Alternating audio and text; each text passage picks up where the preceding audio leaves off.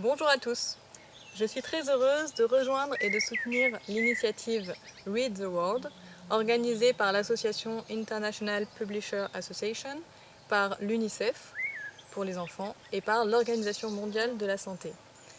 Read the World, l'idée c'est de se retrouver autour de livres, même si on est chez nous en ce moment, de rejoindre ces livres, parce que les histoires qu'on se raconte, qu'on écrit dans des livres, c'est ce qui nous relie tous, c'est ce qui nous permet de parler de notre quotidien, de notre tristesse, de nos joies, de nos peurs. C'est aussi un moyen de grandir, de découvrir les cultures humaines et de découvrir énormément de choses. Alors évidemment, en cette période de confinement, je ne peux que vous rappeler de faire attention, de rester le plus possible chez vous, de porter si possible un masque quand vous sortez, de vous laver les mains avant et après, de tousser dans votre coude, évidemment, et de continuer à faire de l'exercice, à rester mobile chez soi comme on peut, et bien sûr de lire des livres.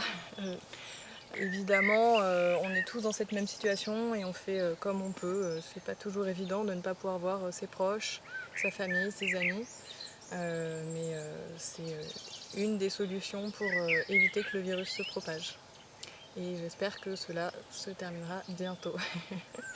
Alors n'hésitez pas à aller voir le hashtag Read the World. Il y a plein d'autres auteurs qui lisent des histoires et qui racontent un petit peu leurs livres, et puis de le partager parce que ça permettra que d'autres personnes puissent écouter ces histoires aussi.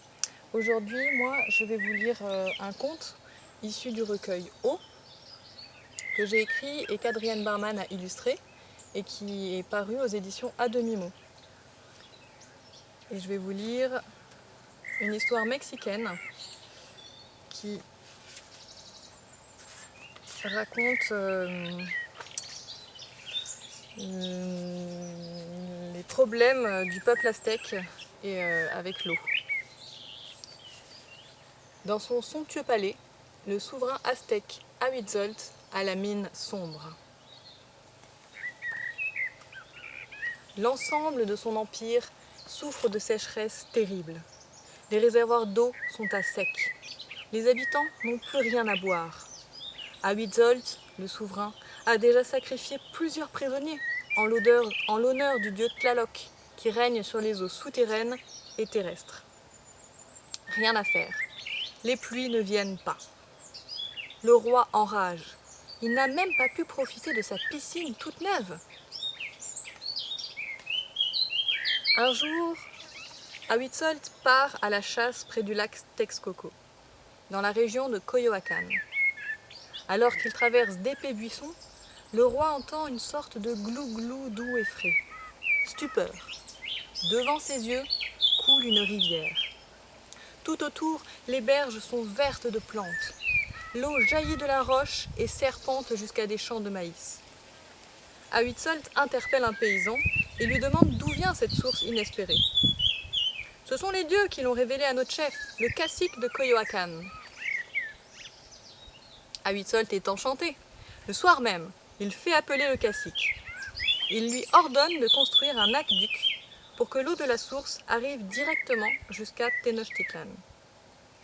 Le cacique, terrifié mais courageux, tente de lui expliquer qu'en faisant cela, il n'y aura plus d'eau pour son village et que les habitants risquent de mourir. Huitzolt le fait taire. « Tais-toi, ou tu seras sacrifié au grand Tlaloc. » Quelques jours plus tard, le chantier débute.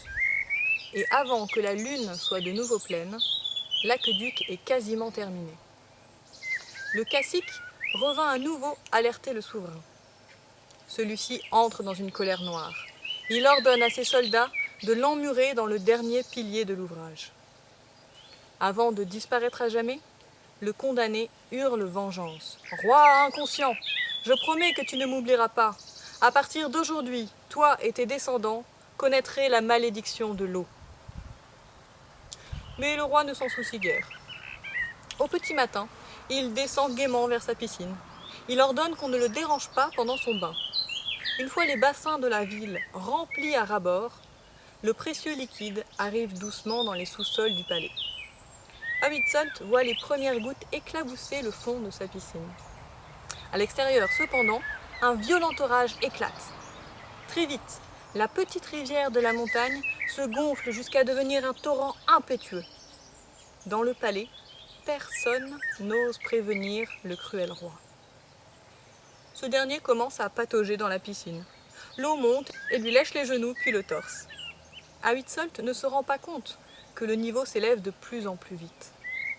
Quand les flots atteignent son menton, le roi se demande ce qu'il se passe. Il crie à ses sujets de fermer les canaux, mais le bruit de l'eau couvre sa voix. Malgré ses efforts, il lui est impossible d'ouvrir la porte. Finalement, à bout de force, il n'arrive plus à lutter contre les flots et commence à se noyer. C'est alors que le souverain entend un grand rire retentir. Il comprend, trop tard, que la malédiction vient de se réaliser.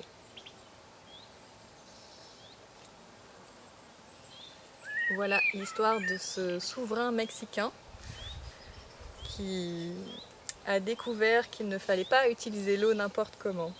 C'est une histoire qui me plaît beaucoup, même si elle est effectivement plutôt triste, mais je trouve qu'elle raconte assez bien comment collectivement en fait on s'est dit qu'il fallait faire attention à l'eau, et je pense que voilà, c'est assez intéressant de réfléchir à notre usage de l'eau. En tout cas, j'espère que cette histoire vous aura intéressé, et voilà, si vous avez des questions ou des commentaires, n'hésitez pas à les faire en dessous de la vidéo.